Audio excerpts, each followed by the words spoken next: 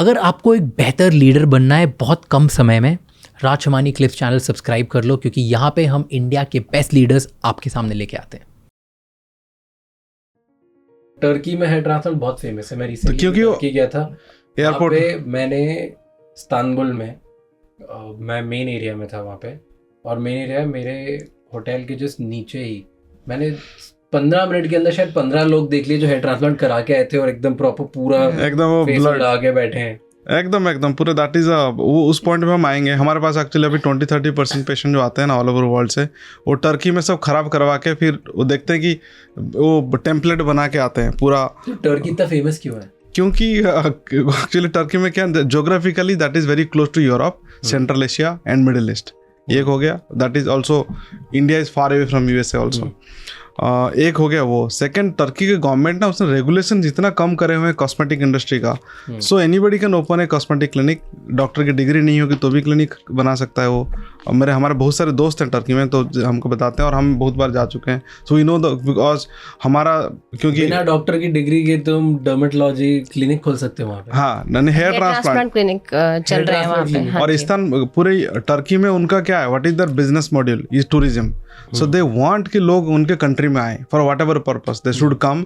आएंगे तो कंट्री की इकोनॉमी उसी से बूस्टिंग होती है। तो उनकी कंट्री की काइंड ऑफ जो background is tourism, so they invite people. तो टर्की में जो cost of any work including hotel हो या कॉस्मेटिक सर्जरी हो, कॉस्ट काफ़ी कम है।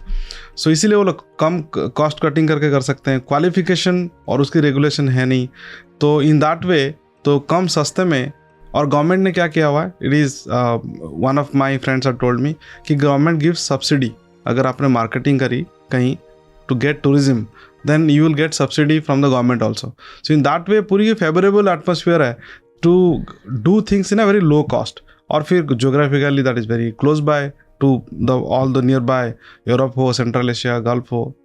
सो इसीलिए तो व्हेन इतना कॉस्ट कटिंग होती है तो जाहिर सी बात है कि वहाँ क्वालिटी कहाँ से आएगी।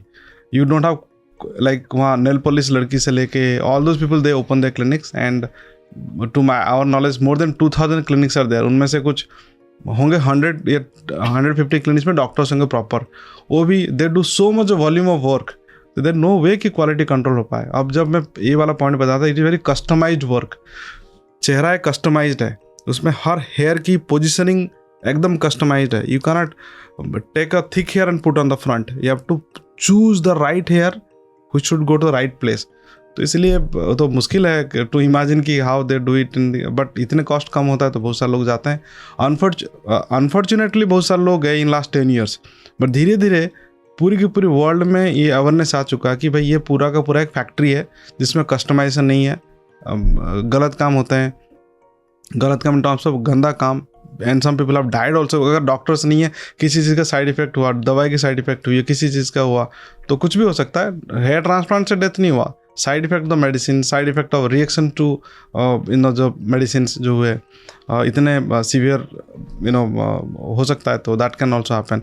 तो Turkey is not famous, it is ill famous for hair transplant. But वहाँ टर्की में कुछ ऐसे डॉक्टर्स हैं जो प्रॉपर डॉक्टर्स हैं, दे डू गुड वर्क। अगर आपने if you can search and you can go there, then it is okay. But ऐसे नहीं कि Turkey is the best place in the world, वहीं जाना चाहिए।